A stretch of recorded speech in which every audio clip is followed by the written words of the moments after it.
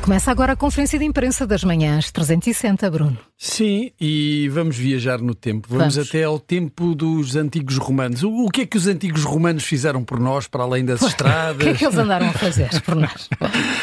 Lembram-se dessa piada dos Monty Python? Bem, então, para além de todas essas contribuições muito positivas para a civilização, também contribuíram para um declínio cognitivo generalizado na Europa no tempo da Pax Romana, devido à poluição por chumbo que resultou do uso de metais um pouco por todo o continente naquela altura. Os investigadores atuais concluíram que a expansão da extração de minérios e o processamento de metais conduziu ao aumento da poluição atmosférica por chumbo, o que por sua vez levou a uma diminuição entre 2 a 3 pontos no quociente de inteligência geral. Ficámos mais burros. Pronto, basicamente os romanos fizeram de nós mais burros. Um dos investigadores congratulou-se. Ele diz que é fantástico termos sido capazes de quantificar a poluição atmosférica de há 2000 anos e avaliar potenciais impactos na saúde na antiga civilização romana. Declarações de Joseph McConnell, de uma universidade do Nevada.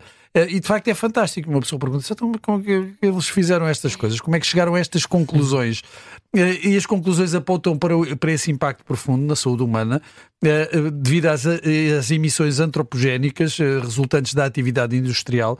Os médicos romanos tinham consciência dos perigos do chumbo, mas o metal era usado, por exemplo, em canalizações, em utensílios de cozinha e até de forma deliberada, com xaropes que continham chumbo e que serviam para adocicar o vinho, para escorregar melhor. Para dar aquele toquezinho.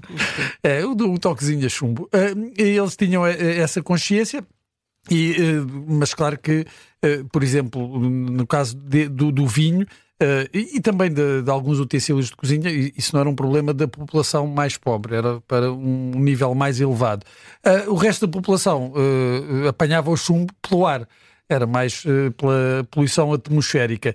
E então, para determinarem o nível de poluição atmosférica naquela altura, os investigadores analisaram os núcleos de gelo no Ártico, e depois fizeram as contas com mapas atmosféricos para calcular a disseminação do chumbo pelo ar e por todo o continente, e onde estavam os romanos, e depois ainda fizeram contas recorrendo a modelos atuais para calcular o impacto da presença do chumbo no ar no desenvolvimento das crianças.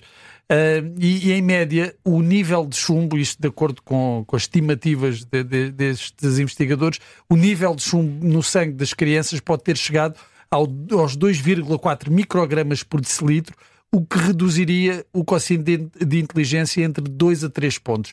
E isto no apogeu do Império Romano, e que durou ali uns 180 anos, de acordo com os cálculos dos... Ainda são algumas gerações. Ainda são algumas gerações, teve um grande impacto. Depois os níveis de chumbo no ar diminuíram e voltaram a subir depois com a Revolução Industrial. Primeiro ainda na Idade Média, ainda houve um aumento, e isso depois só de forma muito mais pronunciada com a Revolução Industrial e também com efeitos.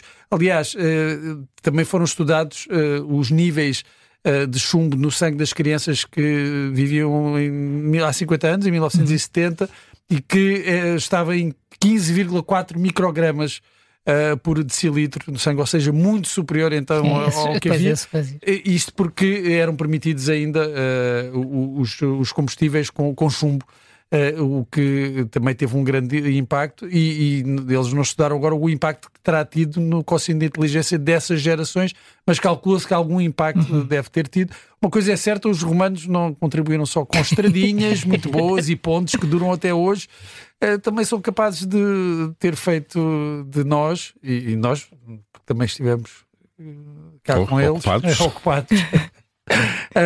Contribuíram para a diminuição do nosso QI. Portanto, se tiverem alguma reclamação a fazer, enviem para Roma. Há um famoso pensador que já dizia: estes romanos são loucos, não é? Ele lá saberia alguma coisa. Guardian, não é? No Guardian. Está no Guardian, esta notícia. No Guardian.